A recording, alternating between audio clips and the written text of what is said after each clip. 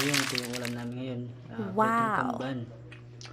Tsaka yung sasawan. Ito yung toyo. So nice. Tara, kain tayo. Unang subo para sa inyo. Nice.